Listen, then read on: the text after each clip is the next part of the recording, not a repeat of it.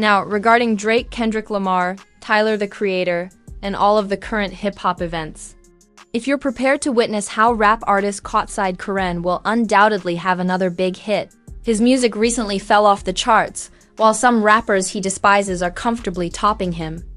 Don't forget to subscribe and like.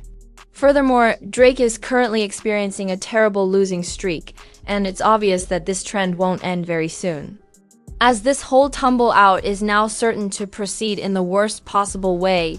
Be sure to leave that like. What exactly is making Lamele's situation more chaotic than ever? It all boils down to how, for the past month, these two opposing hip-hop philosophies have simply clashed and attempted to demonstrate how music is truly influencing culture and establishing the tone for the future. Okay, so now while Drake has demonstrated that he is still a problem by releasing two songs that, in spite of their mediocrity, have managed to land a respectable position on the charts thanks to his fan base and personal annoyance, even with this, his personal expectations and what he has to achieve. The music is simply not having enough of an effect to elevate him above the bronze medal. The Drake standard used to be to release any kind of song, regardless of how horrible it was, and it would almost certainly be guaranteed to achieve #1, but that is no longer the case. And from his new song, Which One Did I Miss?, Drake would be extremely fortunate to even make it into the top 3. I don't know, but it looks rather strange in comparison to the rallies and campaigns the Karens of rap attempted to plan in order to bring these songs to #1, where they gave advice on how to support Drake and promote this song. Furthermore, it's strange if you're actually sitting here attempting to project a song in order to reach a location, as it indicates that you get pleasure in all of this through the use of calculators and numbers, in contrast to what your ears can actually hear. And the real reason these people who only care about numbers and don't even appreciate art are so angry is because, following Drake and Kendrick's feud at the top of the mountain for rap, it's obvious that only one of them is actually making progress in terms of hip-hop's future, the industry, and a host of other issues. And again, while Drake is still a problem for Kendrick Lamar, he's got him wiped down with ease. Speaking about rappers that have completely destroyed Drake, we can see that in this Tyler, the Creator, is also far further up this mountain, and in a place Drake will never be again. In an era where rap is changing, that is, between not having problems with tours and then putting up genuine numbers with a real impact. Given what Tyler accomplished in the first week of Don't Tap the Glass's streaming launch and the overall statistics he achieved with just a 10-track album, truly accomplished something amazing. Additionally, I don't think many are aware that, in contrast to other significant albums this year, such as Jack Boys 2 or SS For You Music, which were bloated and full of filler garbage, Tyler ultimately achieved around the same numbers as the others, but he only included half of the 20 tracks from Jack Boys 2, the shortest album to which we are comparing it, in its streaming totals.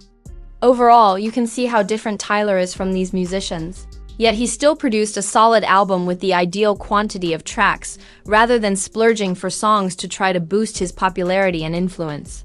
When you combine that this is what Tyler is doing right now, and he is truly outperforming in terms of effect, performance, and any other statistic that may be important in art.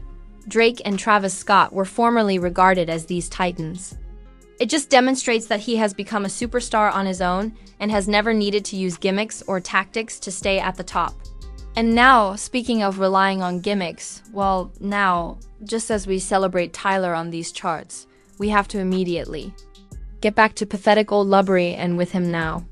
Regardless of how awful they go, Drake's goal is to try to recapture the rap crown and create a hit tune that isn't just a rallying cry for losers, but instead hits the top of the charts like his previous singles used to. Unfortunately for Drake, at this time, nothing of that nature is taking place. You could say that he has been attempting to create summertime music, as evidenced by the 2 tracks he released this month. Well, now, after What Did I Miss got on despite this quote-unquote industry setup that they continued attempting to exploit to sugarcoat their failure, the OVO community believed they were going to get it to #1, and Drake was furious.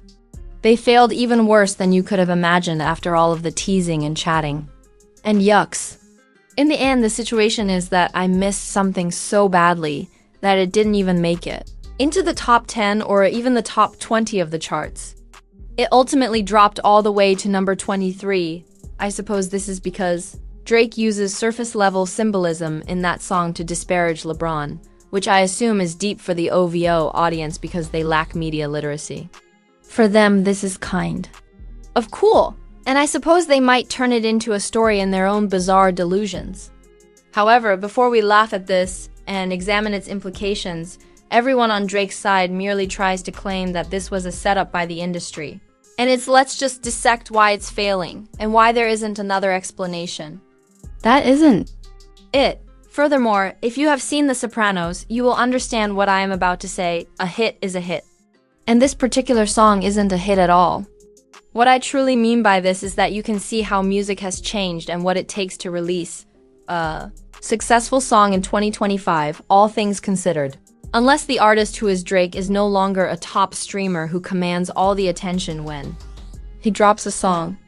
In order for a song to become popular, it must be able to be played on the radio, appear in places that elevate music to new heights, and depict more than just a person listening to a song on a DSP.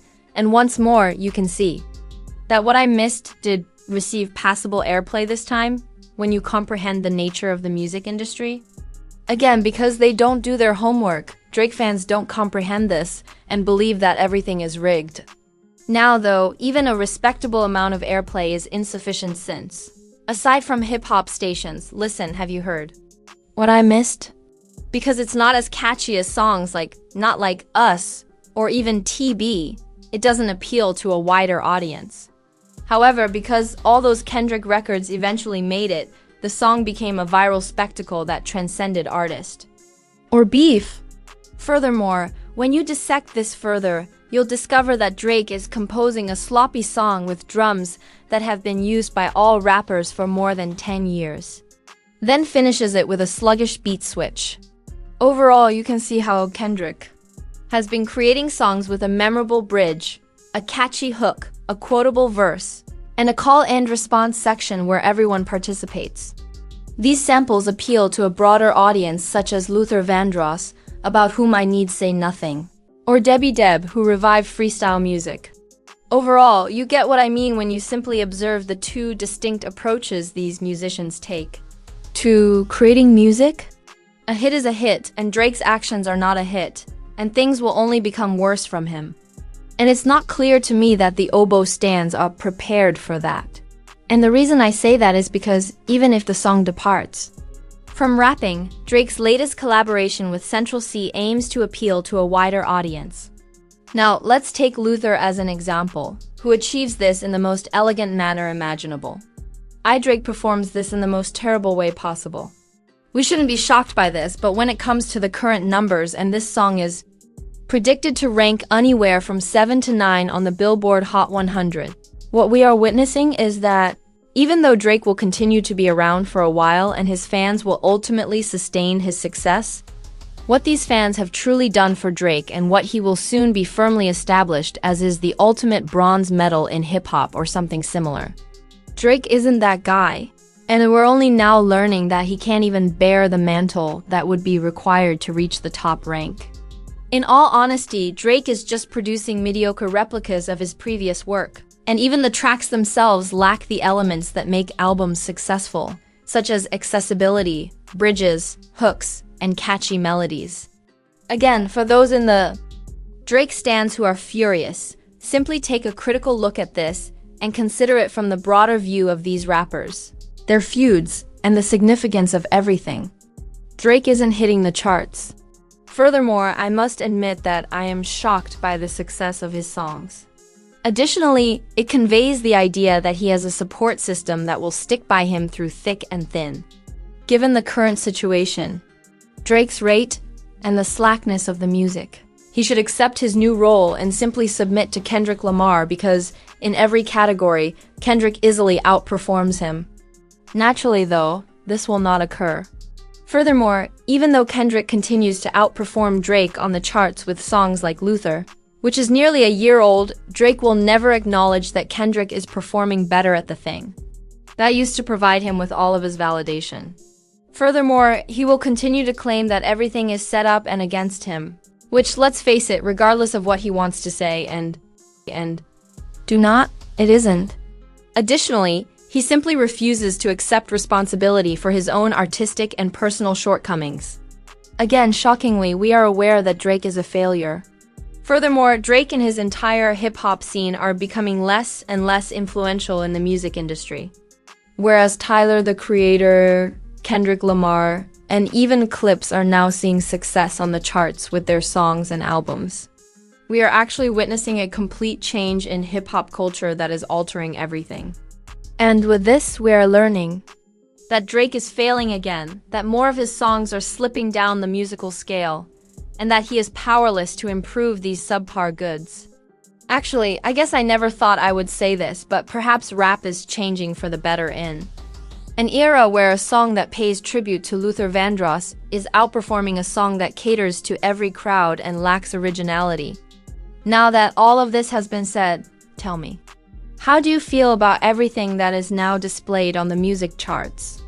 What do you think about Drake Free dropping down the charts, Kendrick Lamar being steady, or even the influence that Tyler, the Creator's record had in just 4 days, or the albums, with Tyler, the Creator, at the top of the charts and Clips still there? I'm eager to hear your thoughts on all of this now. Now, if you arrived at this, you know what to do at that moment in the video. Don't forget to subscribe and like. It's really helpful to me. And now, if you're wondering how Drake was enjoying hip-hop prior to this, well, he's been on a terrible losing streak this week that we can't ignore. Additionally, he has been getting into more and more problems with the tour he is currently on. Watch the recommended video.